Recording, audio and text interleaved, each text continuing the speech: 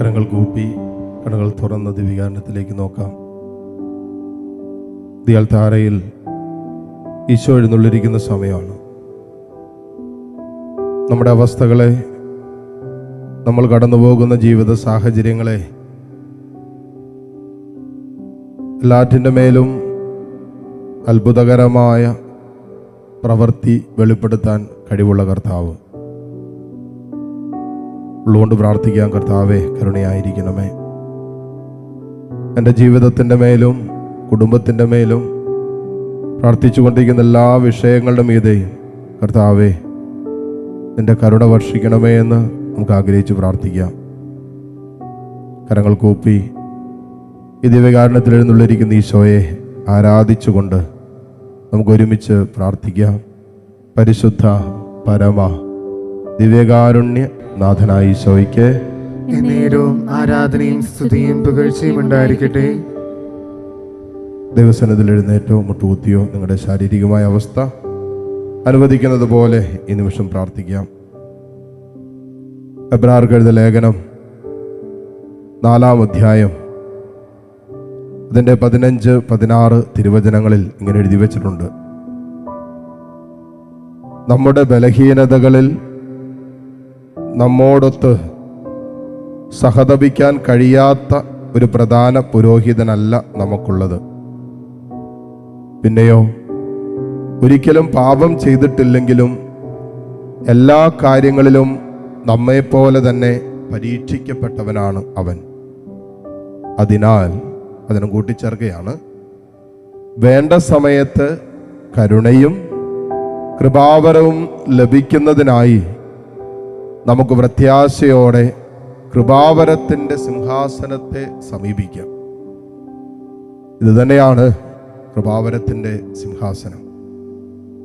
ഇവിടെ നിന്നാണ് കർത്താവിൻ്റെ കരുണയും കൃപയും നമ്മളിലേക്ക് നിരന്തരം ഒഴുകിക്കൊണ്ടിരിക്കുന്നത്. കൊണ്ട് ഈ കൃപാവരത്തിൻ്റെ സിംഹാസനത്തിൻ്റെ മുമ്പിലായിരിക്കുമ്പോൾ അതിന് പ്രത്യാശയോടെ നമുക്ക് സമീപിക്കാം. എന്താണ് നമ്മുടെ പ്രത്യാശ? നമ്മുടെ ബലഹീനതകളിൽ നമ്മളോടൊത്ത് സഹതപിക്കാൻ നമ്മുടെ കർത്താവിന് പറ്റും. നമ്മുടെ വേദനകളിൽ നമ്മോടൊപ്പം നിൽക്കാൻ നമ്മുടെ കർത്താവിന് പറ്റും. നമ്മൾ കടന്നു പോകുന്ന ജീവിതത്തിൻ്റെ എല്ലാ നൊമ്പരങ്ങളിലും നമ്മെ അറിയാനും മനസ്സിലാക്കാനും കൂടെ നിൽക്കാനും ഇവന് പറ്റും. ആ പ്രത്യാശയോടെയാണ് തമ്പുരാൻ്റെ മുമ്പിൽ നാം നിൽക്കേണ്ടത്. നമ്മുടെ ബലഹീനതകൾ നമുക്കറിയാം, നമ്മുടെ കുറവുകൾ നമുക്കറിയാം, നമ്മുടെ പോരായ്മകൾ നമുക്കറിയാം. നമ്മുടെ ജീവിതത്തെ, കുടുംബത്തെ ഒക്കെ നിരന്തരമായി അസ്വസ്ഥപ്പെടുത്തിക്കൊണ്ടിരിക്കുന്ന വിഷയങ്ങൾ എന്തൊക്കെയാണെന്ന് നമുക്കറിയാം. ഈ സമയത്ത് ഒരുപക്ഷെ മനുഷ്യരാരും കൂടെ ഉണ്ടാകണമെന്നില്ല, ആരും സഹതപിക്കണമെന്നില്ല, ചേർന്ന് നിൽക്കണമെന്നില്ല, മനസ്സിലാക്കണമെന്നില്ല. പക്ഷേ ഒരു മനുഷ്യജീവിതം കടന്നു പോകുന്ന സകല അനുഭവങ്ങളെയും മനസ്സിലാക്കാൻ കഴിവുള്ളവനാണ് ഇയാൾ ധാരയിൽ എഴുന്നള്ളിയിരിക്കുന്നത്. കാരണം അവൻ മനുഷ്യനായി ഈ ലോകത്ത് വന്ന് മനുഷ്യൻ്റെ എല്ലാ വേദനകളും അവൻ ഏറ്റെടുത്ത് കടന്നുപോയവനാണ്. അതുകൊണ്ട് പാപമൊഴികെ മറ്റെല്ലാറ്റിലും ഇവൻ നമ്മെപ്പോലെ സമനാണ്. ഈശോ പരീക്ഷിക്കപ്പെട്ടവനാണ്. പ്രലോഭനങ്ങളുണ്ടായി ഈശോയ്ക്ക്. ഈശോ നമ്മളെക്കാളും അധികം സഹിച്ചവനാണ്. അവൻ ഒറ്റിക്കൊടുക്കപ്പെട്ടവനാണ്, തിരസ്കരിക്കപ്പെട്ടവനാണ്. അവനെ ഭ്രാന്തനെന്ന് കൂടെയുണ്ടായിരുന്നവരും കൂട്ടുകാരും കൂടപ്പിറപ്പുകളും പോലും വിളിച്ചതാണ്. അത്രമാത്രം ഒരു മനുഷ്യ ജീവിതത്തിൻ്റെ സകല സങ്കടങ്ങളുടെയും സംഘർഷങ്ങളുടെയും ഒക്കെ അനുഭവങ്ങളിലൂടെ ഈശോ കടന്നുപോയത് എന്തിനാണെന്നറിയാവോ? നമ്മുടെ ബലഹീനതകളിൽ അവൻ നമ്മോടൊപ്പം നിൽക്കും എന്ന് നമ്മെ ഓർമ്മപ്പെടുത്താനാണ്. മോളെ, നീ അനുഭവിക്കുന്ന അവസ്ഥ എന്തുവാകട്ടെ, നീ കടന്നു പോകുന്ന നിന്റെ പ്രശ്നങ്ങൾ എന്തുവാകട്ടെ, രോഗിയായിരിക്കാം. ആ രോഗാവസ്ഥകളുടെ നടുവിൽ വല്ലാത്ത ഒറ്റപ്പെടലും വല്ലാത്ത ഭാരവും സങ്കടമൊക്കെ നീ അനുഭവിക്കുന്നുണ്ടാകാം. ഒരുപക്ഷെ നിന്റെ ജീവിതത്തിൽ നീ എത്തേണ്ട, നീ ആഗ്രഹിച്ച ജീവിത സാഹചര്യങ്ങളിലെങ്ങും നീ എത്തിയിട്ടില്ലായിരിക്കാം.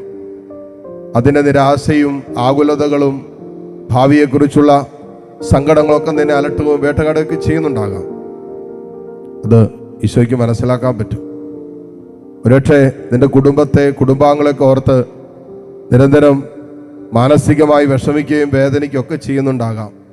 പ്രതീക്ഷിച്ചതുപോലെ മക്കളുടെ ജീവിതം എത്തിത്തീരാത്തത് കൊണ്ട്, അല്ലെങ്കിൽ അവരുടെ കുടുംബത്തിലും കുടുംബ ബന്ധങ്ങളിലുള്ള അസ്വസ്ഥതകൾ, സാമ്പത്തിക മേഖലകൾ, വരുമാന മാർഗങ്ങളിലുള്ള ഞെരുക്കങ്ങൾ, ഇതൊക്കെ ഒരുപക്ഷെ നിങ്ങളെ ഞെരുക്കുന്നുണ്ടാകാം. മോനെ ഈ അനുഭവങ്ങളിലും നിന്റെ ഈ എല്ലാ ബലഹീനതകളിലും നിന്നോടൊത്ത് നിൽക്കാൻ, നിന്നോട് ചേർന്ന് നിൽക്കാൻ കഴിവുള്ളവൻ ഈ അൾത്താരയിലുണ്ട്. ഇതാണ് നമ്മുടെ പ്രത്യാശ. ഈ പ്രത്യാശയോടെയാണ് തമ്പുരാന്റെ സാന്നിധ്യത്തിൽ വരിക എന്ന് വചനം പറയുക. എന്നിട്ട് ഈ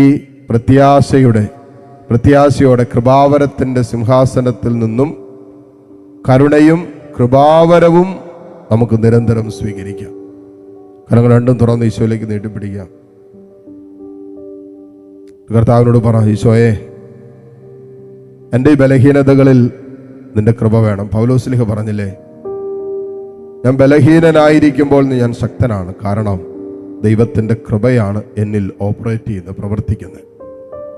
കർത്താവ്, ഈ ബലഹീനതകളിൽ വീണു പോകാതിരിക്കാൻ, തകർന്നു പോകാതിരിക്കാൻ, തളരാതിരിക്കാൻ എനിക്ക് നിന്റെ കൃപ വേണം. ആ കൃപാവരത്തിൻ്റെ സിംഹാസനത്തിൻ്റെ ചാരയാണല്ലോ മക്കളെ നിൽക്കുന്നത്. ഈശോയെ, നിന്റെ അനന്തമായ കാരുണ്യം അനുഭവിക്കാൻ എനിക്ക് പറ്റണം. നിന്റെ കരുണ അനുഭവിക്കാതെ എനിക്കിനി മുന്നോട്ട് പോകാൻ പറ്റില്ല. അതുപോലത്തെ സാഹചര്യങ്ങളിലാണ് എൻ്റെ ജീവിതം, എൻ്റെ കുടുംബം, എൻ്റെ മക്കളൊക്കെ എത്തി നിൽക്കുന്നത്. എൻ്റെ തമ്പുരാനോട് പറ, ഈശോയെ, എൻ്റെ മേൽ നിന്റെ കരുണ കാണിക്കണമേ.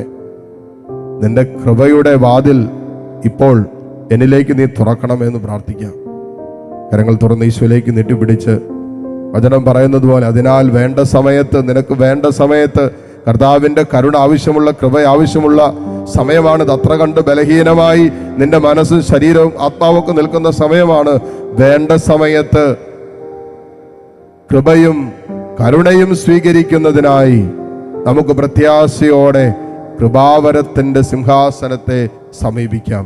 കർത്താവേ, ഈ മക്കളോട് ചേർന്ന് കൃപയ്ക്കായി ഞങ്ങൾ പ്രാർത്ഥിക്കുന്നു, കരുണയ്ക്കായി ഞങ്ങൾ പ്രാർത്ഥിക്കുന്നു. ഞങ്ങളുടെ മേലും ലോകം മുഴുവൻ്റെ മേലും ഇപ്പോൾ ഈ ശുശ്രൂഷയിൽ ലോകമെമ്പാടും ഇരുന്ന് പങ്കുചേർന്നു കൊണ്ടിരിക്കുന്ന എല്ലാ മക്കളുടെ മേലും തമ്പുരാനെ നിന്റെ കരുണ വർഷിക്കണമേ എന്ന് പ്രാർത്ഥിച്ചുകൊണ്ട് ഇരുകരങ്ങളും ഈശോയിലേക്ക് നീട്ടിപ്പിടിച്ച് താഴ്ന്ന സ്വരത്തിൽ കർത്താവിനെ ഏതാനും നിമിഷം സ്തുതിച്ച് പ്രാർത്ഥിക്കട്ടെ. ഹല്ലേലൂയ, ഹല്ലേലൂയ, ഹല്ലേലൂയ. യേശുവേ, ആരാധന, ആരാധന, ആരാധന, ആരാധന. കർത്താവേ, നിന്നെ ഞങ്ങൾ ആരാധിക്കുന്നു. ഈശോയെ, നിന്നെ ഞങ്ങൾ സ്തുതിക്കുന്നു. കർത്താവേ, നിന്റെ കരുണ ഞങ്ങളുടെ മേൽ വർഷിക്കണമേ. നിന്റെ കൃപയാൽ ഞങ്ങളെ നിറയ്ക്കണമേ. നിന്റെ കരുണയും നിന്റെ കൃപയും ആണല്ലോ ഓരോ നിമിഷവും ഞങ്ങളെ കൈപിടിച്ച് നടത്തുന്നത്. കർത്താവേ, ഞങ്ങൾ മനുഷ്യരാണ്, മാനുഷിക ബലഹീനതകളുള്ളവരാണ്, കുറവുകളുള്ളവരാണ്. കർത്താവേ, ഞങ്ങളുടെ ജീവിതത്തിന്റെ പല അനുഭവങ്ങളിലും പിടിച്ചു നിൽക്കാൻ പറ്റാതെ പോകുന്നവരാണ് ഞങ്ങൾ. യേശുവേ, നിന്റെ കരുണ വർഷിക്കണമേ. കർത്താവേ, നിന്റെ കൃപ വർഷിക്കണമേ. ഹല്ലേലൂയ, ഹല്ലേലൂയ, ഹല്ലേലൂയ, ഹല്ലേലൂയ, ഹല്ലേലൂയ, ഹല്ലേലൂയ, ഹല്ലേലൂയ, ഹല്ലേലൂയ, ഹല്ലേലൂയ. യേശുവേ, ആരാധന, ആരാധന, ആരാധന, ആരാധന. ഹല്ലേലൂയ, ഹല്ലേലൂയ, ഹല്ലേലൂയ. ഈശോയെ, ആരാധന, ആരാധന, ആരാധന. ഹല്ലേലൂയ, ഹല്ലേലൂയ. ഈശോയെ നന്ദി, ഈശോയെ നന്ദി. മുട്ടുമേലായിരിക്കാം. ദിവ്യകാരുണ്യ ഈശോയുടെ ആശീർവാദം സ്വീകരിക്കുന്ന നിമിഷമാണ്. നമ്മൾ ചോദിച്ചതും യാചിച്ചതും തമ്പുരാൻ കേട്ടുവെന്ന വിശ്വാസത്തോടെ തമ്പുരാൻ്റെ ആശീർവാദം സ്വീകരിക്കുക. ആർക്കെല്ലാം വേണ്ടി നിങ്ങൾ പ്രാർത്ഥിക്കാൻ ആഗ്രഹിക്കുന്നുണ്ട് അവരെയും കർത്താവിൻ്റെ കൃപയുടെയും കാരുണ്യത്തിൻ്റെയും തണലിൽ സമർപ്പിച്ചുകൊണ്ട് സ്തുതിച്ച് പ്രാർത്ഥിച്ച് ഈശോയുടെ ആശീർവാദം നമുക്കിപ്പോൾ സ്വീകരിക്കാം. ഹല്ലേലൂയ, ഹല്ലേലൂയ, ഹല്ലേലൂയ. ഹല്ലേലൂയ,